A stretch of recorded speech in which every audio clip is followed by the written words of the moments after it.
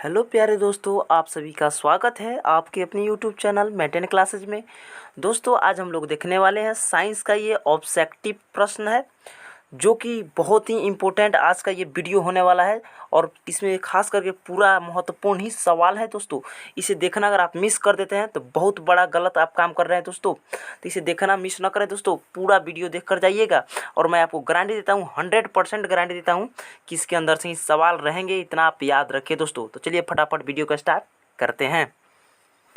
देखिए दोस्तों, पहला नंबर सवाल कर रहा है, किसी बल्ब से 1 मिनट में 120 कूलम्ब आवेश प्रवाहित हो रहा है, तो विद्युत धारा का मान है दोस्तों। देखिए, किसी बल्ब से, कोई बल्ब है जिससे 1 मिनट में 120 कूलम्ब आवेश प्रवाहित हो रहा है, तो ये विद्युत धारा का मान पूछ रहे हैं। विद्युत धारा यानी आई, ठीक है। तो देखिए यहाँ पर हमारा टी यानी टाइम कितना दिया है दोस्तों, 1 मिनट, 1 मिनट दिया है, ठीक है। और आपके पास कूलम्ब यानी कूलम्ब माने क्यू बराबर कितना है दोस्तों, तो आपके पास 120 है, ठीक है, दिख रहा होगा। और दोस्तों ये आपसे पूछा है आई यानी धारा का मान आई, तो आई बराबर ये आपसे पूछा है, ठीक है। तो दोस्तों मैं आपको बता दूं, तो धारा बराबर होता है कूलम्ब बट्टा यानी क्यू बाई टी यानी कूलम्ब बट्टा समय, ठीक है, बराबर। तो आपका 120 क्या है दोस्तों, कूलम्ब है, तो 120 लिखना है। अरे एक बात बताइए हमको दोस्तों, 1 मिनट में कितना सेकंड होता है, तो 60 सेकंड होता है, तो यहाँ 60 सेकंड हो जाएगा, ठीक है। अब 60 से एक जीरो काट दीजिए, 6 दूना का 12, यानी आपका ये 2 निकल कर आ गया। तो इसलिए आपका ऑप्शन में देखिए 2 एम्पियर हो जाएगा। 2 एम्पियर कहाँ पे है ऑप्शन में, आप देखिए यहाँ पर, तो आपका ऑप्शन बी में दिख रहा होगा 2, तो इसलिए आपका ऑप्शन 20 बिल्कुल राइट हो जाएगा दोस्तों। चलिए अगला सवाल को देखते हैं। देखिए दोस्तों, 2 नंबर सवाल क्या कह रहा है, किसी उपकरण में धन यानी प्लस और ऋण यानी माइनस का चिन्ह नहीं होता है दोस्तों। किस उपकरण में धन और ऋण का चिन्ह नहीं होता है दोस्तों, तो आपका कुंडली में नहीं होता है, इसलिए आपका ऑप्शन सी बिल्कुल राइट हो जाएगा दोस्तों। इसी तरह अगला सवाल को देख लीजिए। यहाँ पर 3 नंबर सवाल कर रहा है, लघु पथन के समय परिपथ में विद्युत धारा का मान होगा होगा या होता है। तो दोस्तों लघु पथन के समय परिपथ में विद्युत धारा का मान बहुत अधिक हो जाता है, इसलिए आपका ऑप्शन ए बिल्कुल राइट हो जाएगा दोस्तों। 4 नंबर सवाल को देख लेते हैं, ठीक है। 4 नंबर सवाल देखिए क्या कर रहा है, विद्युत चुंबकीय प्रेरण की खोज किसने की थी। तो दोस्तों विद्युत चुंबकीय प्रेरक की खोज फैराडे ने की थी, इसलिए आपका ऑप्शन ए बिल्कुल राइट हो जाएगा। चलिए दोस्तों 5 नंबर सवाल को देखते हैं दोस्तों। 5 नंबर सवाल क्या है, एक उत्तल लेंस होता है दोस्तों। तो एक उत्तल लेंस क्या होता है दोस्तों, उत्तल लेंस कैसे होता है, इसी तरह ना होता है, किनारे पर पतला तथा बीच में मोटा होता है कि नहीं होता है।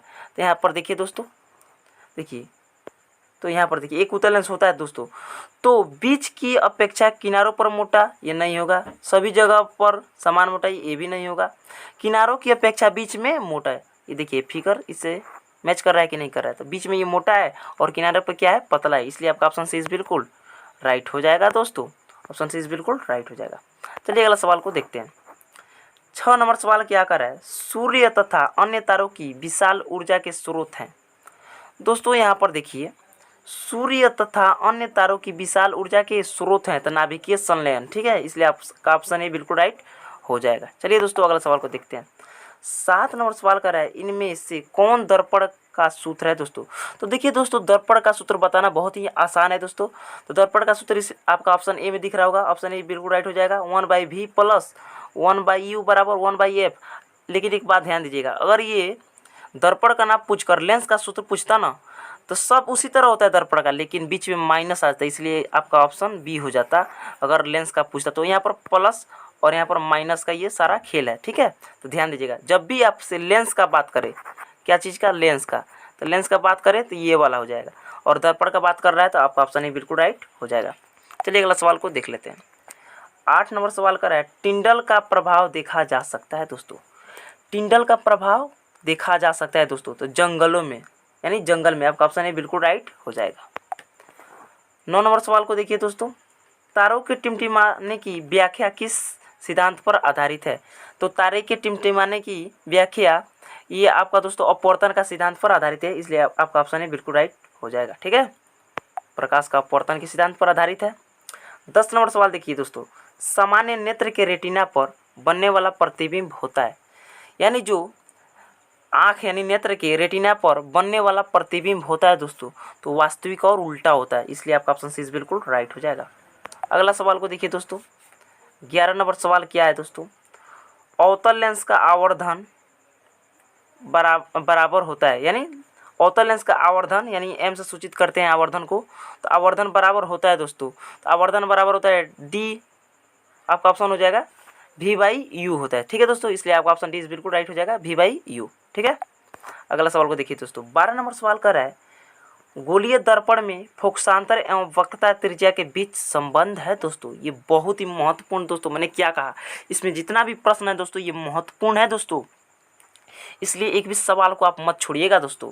तो यहाँ पर पूछ रहा है गोलीय दर्पण में फोकसांतर एवं वक्रता त्रिज्या के बीच संबंध है दोस्तों, तो r बराबर 2f हो जाएगा दोस्तों, इसलिए आपका ऑप्शन ए बिल्कुल राइट हो जाएगा। हाँ एक चीज़ ध्यान दीजिएगा, कभी कभी f बराबर r/2 भी देता है। ठीक है, f बराबर r/2, तो ठीक है दोस्तों, तो f बराबर r/2 देता है। चलिए आगे बढ़ते हैं दोस्तों, ये 13 नंबर सवाल देखिए दोस्तों क्या कर रहा है, मानव नेत्र में तो ऑप्शन पढ़िए क्या कर रहा है, मानव नेत्र में किसी प्रकार का लेंस नहीं होता है, ये तो गलत बात है, होता है। अवतल लेंस होता है, ये भी गलत बात है। उत्तल लेंस होता है, हाँ ये बात सही है, उत्तल लेंस होता है, मानव नेत्र में उत्तल लेंस होता है, इसलिए आपका ऑप्शन सी बिल्कुल राइट हो जाएगा। ठीक है दोस्तों, अगला सवाल को देखते हैं, थोड़ा इसको बड़ा कर लेते हैं। अगला सवाल देखिए दोस्तों, 14 नंबर सवाल है, मानव नेत्र वस्तु का प्रतिबिंब निम्न में से किस भाग पर बनाता है। ठीक है, मानव नेत्र वस्तु का प्रतिबिंब निम्न से किस भाग पर बनाता है दोस्तों, तो रेटिना पर बनाता है, इसलिए आपका ऑप्शन सी बिल्कुल राइट हो जाएगा। हाँ दोस्तों एक बात ध्यान दीजिए फिर से, रेटिना कभी न देकर दृष्टिपटल भी देता है, इसलिए ध्यान रखिएगा। ठीक है, तो रेटिना न देकर कभी दृष्टिपटल दे दे, दृष्टिपटल और रेटिना दोनों एक ही चीज़ है। ठीक है, चलिए आगे बढ़ते हैं। देखिए दोस्तों 15 नंबर सवाल का रहा है, थोड़ा इसको और बड़ा करना पड़ेगा। देखिए दोस्तों 15 नंबर सवाल का रहा है, विद्युत जनित्र का सिद्धांत आधारित है। दोस्तों विद्युत जनित्र का सिद्धांत आधारित है तो विद्युत चुंबकीय प्रेरण पर, तो इसलिए आपका ऑप्शन सी बिल्कुल राइट हो जाएगा।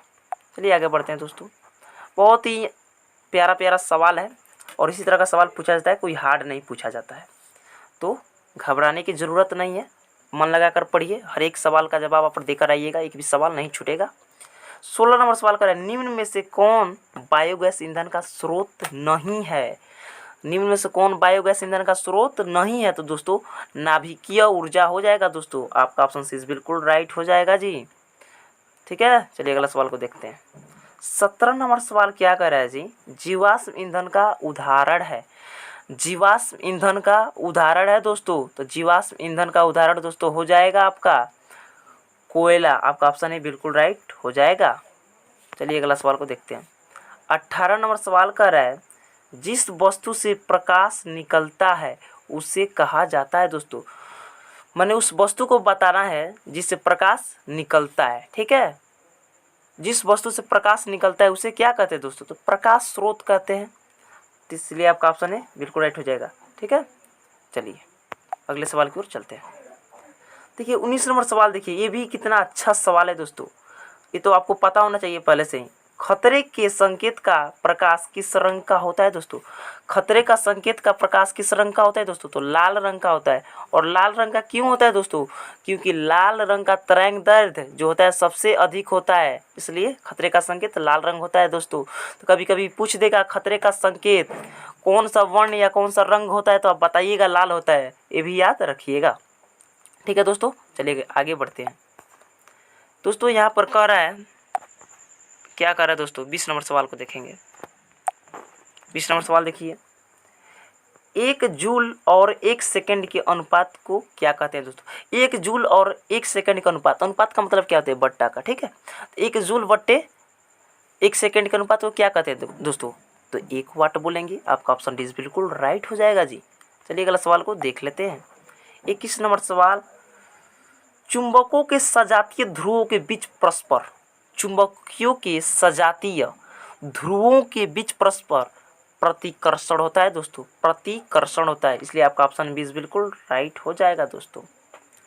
ठीक है, आगे बढ़ते हैं दोस्तों। 22 नंबर सवाल को देखेंगे दोस्तों, विद्युत मोटर परिवर्तित करता है दोस्तों, इसको भी याद रखिएगा, बहुत ही महत्वपूर्ण ये भी सवाल है दोस्तों, याद रखिएगा। एक एक प्रश्न अगर आप अच्छा से पढ़ते हैं तो एक एक पढ़ के आप बहुत हज़ारों प्रश्न याद कर सकते हैं, ये मत समझिएगा कि ये नहीं आने वाला है तो ऐसा मत कीजिएगा, ठीक है। हर एक चीज़ को देखिए, हर एक नॉलेज पाइए, जहाँ से हो सके तहाँ से आप ज्ञान अर्जन कीजिए, ठीक है। तो विद्युत मोटर परिवर्तित करता है यानी बदलता है। तो देखिए दोस्तों, यांत्रिक ऊर्जा को विद्युत ऊर्जा में, जी नहीं, ये तो नहीं होगा कभी। विद्युत ऊर्जा को यांत्रिक ऊर्जा में, हाँ दोस्तों, ये विद्युत ऊर्जा को यांत्रिक ऊर्जा में बदलता है, इसलिए आपका ऑप्शन 20 बिल्कुल राइट हो जाएगा जी। चलिए अगला सवाल को देखते हैं दोस्तों। 23 नंबर सवाल क्या कह रहा है? 23 नंबर सवाल, लेंस की क्षमता का SI मात्रक होता है दोस्तों। तो एक चीज़ तो आपको पता होगा ही या याद आ रहा होगा आप लोगों को कि लेंस की क्षमता का SI मात्रक डाईऑप्टर होता है दोस्तों, एक डाईऑप्टर होता है। लेकिन यहाँ पर m इन्वर्स दिया है, यानी इसका कहने का मतलब m के पावर -1, इसलिए आपका ऑप्शन सी बिल्कुल राइट हो जाएगा, ठीक है। चलिए दोस्तों अगले सवाल को देखते हैं। देखिए दोस्तों 24 नंबर सवाल क्या है दोस्तों, आकाश का रंग नीला क्यों प्रतीत होता है, यानी आकाश का रंग नीला क्यों दिखाई देता है? तो प्रकाश के प्रकीर्णन के कारण दिखाई देता है, इसलिए आपका ऑप्शन 20 बिल्कुल राइट हो जाएगा जी। चलिए अगले सवाल को देखते हैं। ये 25 नंबर सवाल देखिए दोस्तों, विद्युत चुंबकीय प्रेरण की खोज किसने की थी दोस्तों? विद्युत चुंबकीय प्रेरण की खोज किसने की थी? तो बताइए किसने की थी? तो विद्युत चुंबकीय प्रेरण की खोज फैराडे ने की थी, इसलिए आपका ऑप्शन 20 बिल्कुल राइट हो जाएगा दोस्तों। एक चीज़ बात बताइए दोस्तों, एक चीज़ कमेंट करके हमें बताइए कि आपको ये समझ में आ रहा है कि नहीं आ रहा है। आप हमें कमेंट करके अवश्य बताइएगा दोस्तों, आप लोग को ये जितना हमने प्रश्न बताया आप लोग को समझ में आ रहा है कि नहीं आ रहा है। अगर हमें समझ में आ रहा है तो वीडियो को लाइक कर दीजिए और चैनल को सब्सक्राइब कर लीजिए इसी तरह डेली वीडियो पाने के लिए। हमारे चैनल पे और भी सब्जेक्ट की आपके क्लास 10th की ऑल सब्जेक्ट की तैयारी कराई जाती है, ठीक है दोस्तों, तो आप सब्सक्राइब कर ही लीजिए। चलिए आगे आप सभी का मन। चलिए 26 नंबर सवाल को देख लेते हैं, ठीक है। 26 नंबर सवाल क्या कर रहा है दोस्तों, ये लास्ट नंबर सवाल है। प्रतिबिंब का आकार हमेशा वस्तु के बराबर है तो दर्पण होगा दोस्तों। प्रतिबिंब का आकार बोल रहा है कि प्रतिबिंब का आकार, यानी आकार का मतलब क्या होता है दोस्तों? प्रतिबिंब का आकार यानी आकार का मतलब बनावट, यानी प्रतिबिंब का आकार हमेशा वस्तु के बराबर है तो दर्पण होगा दोस्तों। तो क्या होगा? तो समतल दर्पण हो जाएगा जी, आपका ऑप्शन सी हो जाएगा। लेकिन एक बात बताइए हमें, यहाँ पर प्रतिबिंब का आकार का बात किया है तो आकार की हमेशा वस्तु के बराबर होता है, तो यहाँ पर बराबर होता है ना। अगर आपसे बात पूछ दे प्रतिबिंब का आकार छोटा होता है, यानी प्रतिबिंब का आकार हमेशा वस्तु के से छोटा होता है या बड़ा होता है, तब क्या कीजिएगा दोस्तों? तो दोस्तों देखिए, उत्तल जो दर्पण है ना, इसमें प्रतिबिंब का आकार हमेशा छोटा होता है, ठीक है। और यहाँ पर अवतल दर्पण में ये क्या होता है? बड़ा होता है, ठीक है। तो उम्मीद करता हूँ आप समझ गए होंगे दोस्तों। अगर यहाँ तक आपको समझ में आ गया है तो वीडियो को लाइक कर दीजिए दोस्तों, बहुत मेहनत लगता है। और चैनल को सब्सक्राइब कीजिएगा तभी जब आपको समझ में आया होगा। चलिए मिलते हैं नेक्स्ट वीडियो के साथ, तब तक के लिए जय हिंद, वंदे मातरम।